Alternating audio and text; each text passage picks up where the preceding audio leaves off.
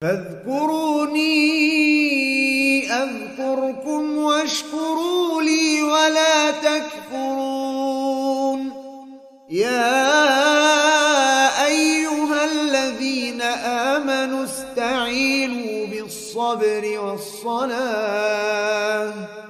إن الله مع الصابرين.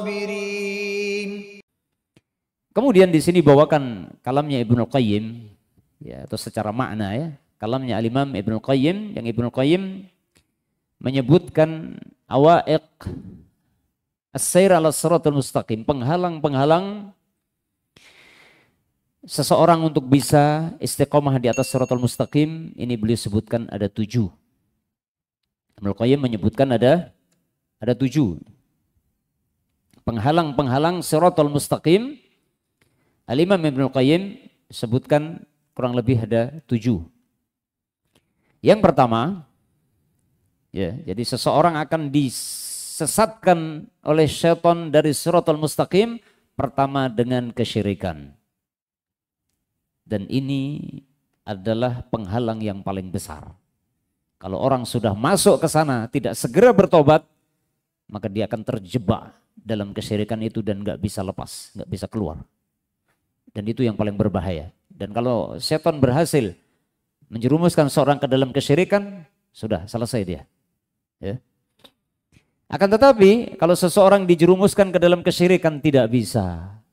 Mungkin dia sudah belajar tauhid di maba, ya, paham tauhid betul, tiap hari belajar tauhid, sehingga syirik nggak ada syirik sedikit pun, anti syirik. Ya. Muwahhid, ya, misalkan ya. Kalau nggak bisa diajak kepada kesyirikan, maka bid'ah. Ya, mungkin bid'ahnya nggak yang besar-besar, mulai yang kecil-kecil dulu, langsung besar. Wah, tahu deh, sadar, wah ini terlalu gede ini bid'ahnya. Yang kecil-kecil, yang kecil-kecil dulu, lama-lama jadi gede. Ya.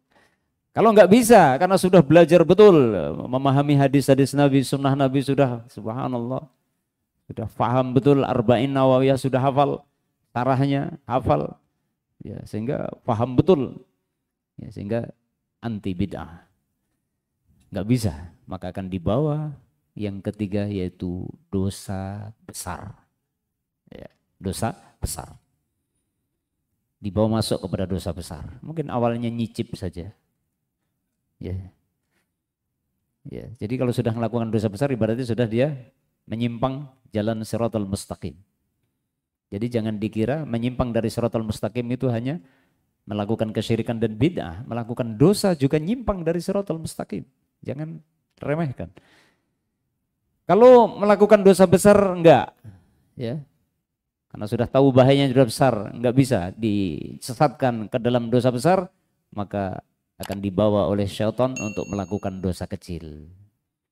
Ya, dia melakukan dosa kecil 1 kali, 2 kali, bahkan musirrun ala as-saghair, bahkan mungkin akan terus-terusan melakukan dosa kecil dan menganggap remeh nanti. Itu sudah menyimpang dari siratal mustaqim. Atau yang kelima ini yang keempat tidak bisa. Diajak melakukan dosa kecil juga tidak bisa. Bertakwa betul orang ini.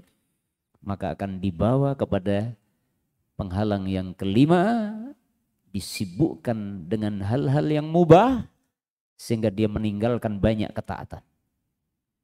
Ya. Dengan dalih kan mubah.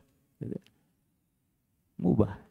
Memang benar sesuatu yang mubah itu boleh kita lakukan. Tapi kalau berlebihan sampai menyebabkan kita lalai dari banyak ketaatan, amalan kebaikan, maka ini adalah mulai menyimpang dari siratal mustaqim. Hati-hati ikhwah, hati-hati. Seperti permainan-permainan, boleh kita main, futsal boleh, ya. Ya, kalau bulan Ramadan futsal dari jam 7 pagi sampai jam 12, nanti habis duhur mukah tahu enggak? Batal puasanya. Ya, itu sudah alamat tuh. Ya. Atau duhurnya lewat, kecapean, ya mungkin enggak di luar bulan Ramadan, saking senangnya futsal dari jam 7 pagi sampai adzan duhur. Akhirnya sholat duhurnya telat, jamaahnya telat. Nah, ini sudah mulai menyimpang dari shiratal mustaqim. Perkara yang mubah. Ya. Menyibukkan seorang disibukkan dengan hal-hal yang mubah sehingga dia lalai dari banyak hal-hal kebaikan. Itu sudah mulai menyimpang. Ya. Kemudian mungkin hal-hal yang mubah yang melalaikan tidak juga. Ya. Nggak bisa juga ini, orangnya takwa betul, hati-hati, warok gitu ya. Maka yang keenam, setan ini banyak jalannya. Yang keenam yaitu disibukkan dengan hal-hal yang kurang utama dan meninggalkan yang lebih utama. Ini butuh ketelitian kita. Di sana banyak amalan-amalan afdol. Ada amalan afdol, ada amalan mafdul. Amalan-amalan dalam Islam itu kan bertingkat-tingkat. Semuanya mungkin sunnah. Ini sunnah, ini sunnah, ini sunnah, ini sunnah. Maka kita harus bisa memilah mana di antara sunnah itu yang paling afdol, yang seyogyanya kita lebih dahulukan. Ya. Jadi jangan dibalik antara yang afdol dengan yang mafdul, antara yang lebih utama dengan yang kurang utama. Ya, misalkan yang lebih utama A, yang di bawahnya B. Kita harus mendahulukan A. Makanya di sana para ulama banyak membuat kaedah-kaedah usul untuk memahami hal itu, untuk membedakan mana yang lebih afdol, mana yang kurang afdol, mana yang sunnah, mana yang mubah, mana yang wajib, mana yang sunnah. Pada satu saat kita akan dihadapkan dalam satu waktu untuk harus memilih salah satu dari dua hal. Maka kita harus bisa mendahulukan mana yang lebih harus didahulukan. Menunda mana yang bisa ditunda. Ya. Makanya banyak kaedah-kaedah usul di sana. Misalkan berbenturan antara yang wajib dengan yang sunnah. Nggak bisa kita lakukan semua kecuali harus meninggalkan salah satu. Maka dahulukan yang wajib. Dalam satu waktu kita dihadapkan dua pilihan. Antara yang afdol dengan yang mafdul. Nggak bisa kita lakukan semua. Kalau bisa dijamakkan bagus. Tapi nggak bisa. Kita harus milih salah satu. Maka harus pilih yang afdol. Jangan sibukkan dengan yang kurang afdol. Meninggalkan yang afdol. Pinter setan nanti ya. Hati-hati. Salah satu contoh misalkan ya, antum baca Quran, dengar adzan, antum dengerin pengajian, terus dengar adzan. Mana yang lebih afdol, baca Quran atau mendengarkan adzan dan menirukan adzan? Mana yang lebih afdol, mendengarkan pengajian ustadz atau dengerin adzan? Makanya bagus kalau ustadznya sedang ceramah adzan, ustadznya ikut dengerin adzan, bareng-bareng sama jamaah, diam dulu dengerin adzan, nanti baru lanjutin. Hal-hal yang seperti ini dibahas oleh para ulama begitu detail. Al-Imam Ibnu Qayyim menjelaskan, ini triknya syaitan. Salah satu triknya adalah untuk menyimpangkan anak Adam dari shiratal mustaqim, itu banyak sekali cara. Di antaranya itu. Kalau tadi urutan dari atas nggak bisa semua, yang keenam adalah disibukkan dengan hal-hal yang mafdul dan meninggalkan yang afdal. Kalau itu nggak bisa mungkin ya, wah cupik setan ini, wah orang ini luar biasa ini, yang dia rinci, yang afdal tahu, yang mafdul tahu, dia bisa menempatkan mana yang harus didahulukan, mana yang harus ditunda. Setannya mumet. Tapi masih punya celah yang terakhir, yang ketujuh kata beliau, dan ini tidak ada yang selamat. Ya. Yang ketujuh ini tidak ada yang selamat, kata beliau, wa hadza la yaslamu minhu ahad. Dan yang ketujuh ini tidak ada yang bisa terhindar seorang pun, walau salima minhu ahadun la salima minhu Rasulullah SAW. Kalau seandainya ada yang bisa selamat, maka Rasulullah pasti lebih dulu selamat. Apa itu? Wa huwa an yusallita alaihi min junudihi man yu'dhihi. Setan akan menguasakan pada anak Adam seseorang yang akan menyakiti dia. Menyakiti dia sehingga dia tidak istiqomah di atas shiratal mustaqim. Yang menyakiti ini bisa jadi orang-orang di luar Islam. Seperti Rasulullah SAW. Subhanallah. Terpaksa harus meninggalkan Makkah. Ya. sampai taraf mau dibunuh, ya kan? Tapi beliau dijaga oleh Allah. Beliau juga menjelaskan, tapi juga ada orang-orang di dalam Islam itu sendiri, yaitu dimunculkan namanya tahrish, perselisihan, perpecahan sesama kaum muslimin. Dan itu terjadi pada sahabat. Terjadi perang Siffin, terjadi perang Jamal, dan perang-perang yang lain, perang saudara. Ya, perang saudara. Kita tidak bicara antara yang hak dan yang batil, kalau itu udah jelas. Ini sesama sahabat. Kubunya Muawiyah, kubunya Aisyah, itu sesama sahabat Nabi. Ya. Sehingga jangan heran. Ada ustadz berselisih, sama-sama ahlu sunnah, sama-sama salafi, sama-sama jenggoten, istrinya cadaran. Jangan heran. Disitulah ada syaitan. Maka kita harus bersabar. Tidak ada kata kecuali sabar. Dan bersikap dengan bijak. Tidak ada yang selamat, kata beliau yang satu ini. Yang terakhir ini. Dan ternyata ada di antara orang-orang yang ada di jalan Shiratal Mustaqim, akhirnya menyimpang gara-gara itu. Ada jamaah pengajian, udah nggak ngaji lagi, ditanya, kenapa kok nggak ngaji? Udah lama antum ini nggak ikut ngaji. Pusing saya ngaji. Berantem melulu. Ustadznya berantem. Panitianya juga berantem. Saya mengalami masa-masa transisi saya dulu, terjadi itu rame-ramenya tahun 98. Ya. Sampai banyak teman-teman bilang kita ini seperti anak ayam kehilangan induknya. Zaman itu ya, zaman itu. Ada kubu sini, kubu sana, ada kubu selatan, kubu utara. Ya, ada kelompoknya Ustadz Fulani, Ustadz Fulani. Sekarang alhamdulillah sudah tidak begitu kedengaran. Ya. Tapi jangan merasa aman. Ya, kadang ada panitia pengajian ya di sebuah masjid, sama-sama pengelola satu masjid berantem. Terjadi nggak? Terjadi. Maka itu yang harus kita waspadai.